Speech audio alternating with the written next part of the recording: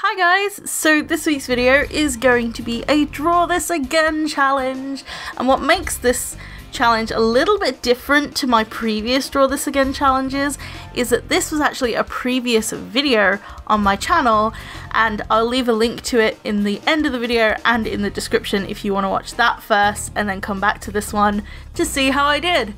So starting off, especially with the sketching, I took a lot of decision making, and that's kind of why I stop and start quite a lot, because I'm deciding whether the tail should be longer, what style I should do it in, whether I should actually carry on with the whole chibi kind of aesthetic that I went with in the first picture.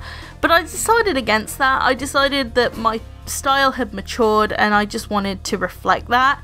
So I was going with something a lot more different. I also sketched it out really roughly, so I mapped out the kind of pose and how I wanted it to look before I added in any details. So I've done this thing where I do a very rough sketch and then I do a neater sketch on top and then I do the line art.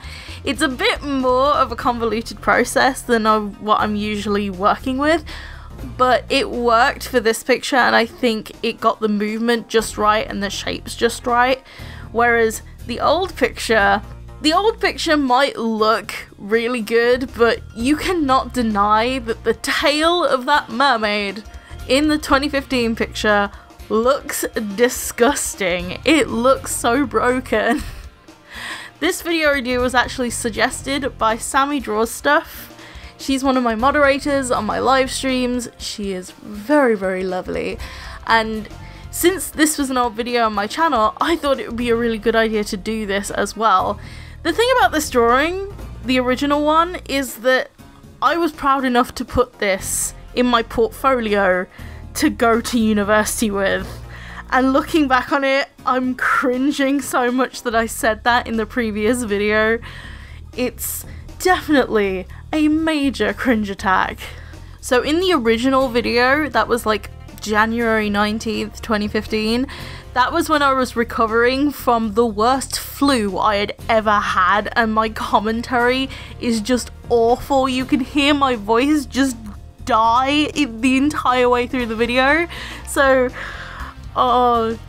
it makes me sad about that. Just like in the last digital video, I also pull up the Copic color chart, and I find this to be really helping my color selection because I can see what colors I would like, and also this would help me if I was going to do it traditionally and to see if I would have those sort of colors so I could actually mix them together and just play around with it. And I think it's definitely a good thing to use the Copic colors because Copic just have so many variety of colors. It's just great. A massive thing I did actually change from the original picture was I wanted to just switch around the composition. The composition is relatively the same, it's just the way it's looked and the perspective of it. It kind of looks very wonky in the original, so I really wanted to fix this, and I also wanted to make different color choices as well. I made very similar color choices, but some colors I changed outright, like the color of the umbrella and also the hair color, because I just really didn't like the oversaturated colors. This is also something that I find with all of my digital art before 2016 or like mid 2016, is that I used to oversaturate my colors way too much, and it just looks really awful. So this is a tip that I would have for everyone, is desaturate your colors if you're doing digital art. It's definitely worth it. So for the redraw, I actually wanted to make it look a lot more painterly, a lot more like it's a fantasy illustration rather than something else. I don't know what I would call the original one, to be honest. This is why areas like the grass and the water look a little bit less detailed, because I wanted that effect. I wanted the attention more to be on the character, and this was a stylistic choice rather than being outright lazy. Another thing that I did wrong is I shaded with black. I didn't start shading with complementary colours until I think at least mid 2016. So that's another thing that I did really, really wrong in the original. I really, really wish I could go back in time and just tell my younger self not to shade in black. Use complementary colours. Use desaturated colours. Just don't. You look like a complete beginner, even though you've been using the program since 2011. I've been using that program for years before. The fact that I hadn't even caught on until like midway through last year is really ridiculously stupid of me.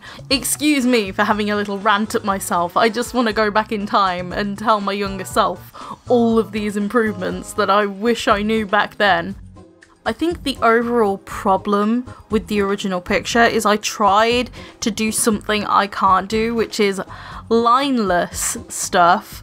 I am terrible at lineless pictures, and I always have been. I've never taken shadows deep enough or anything, so the fact that this was like a decent attempt at it, I wouldn't say it was completely terrible, but you can't escape that tail. So in the new one, I actually did what I'm used to, which is line work, and it worked out a lot better. And because I coloured the line art afterwards, it made it look more lifelike and it made it look a lot more natural into the picture, rather than doing something that I'm completely out of my comfort zone with. So now talking about other things. So first off, I'm going to say that yes, I want to put this on my Redbubble, and I think I'm going to take the old one down from my Redbubble since it is on there. And I feel like this would make a very good sticker. This was also suggested by Sammy that it would make a great sticker, and I think so too. It looks really, really cute. Without the background, obviously, so it's just a little mermaid, an umbrella, you can stick it anywhere, and I think that would be really, really adorable. So I'm going to try and make that as soon as I can. Whether it will be out by the time this video is out, I don't know. It might be up a little bit later than this video. I don't know. It really depends on when I get it done.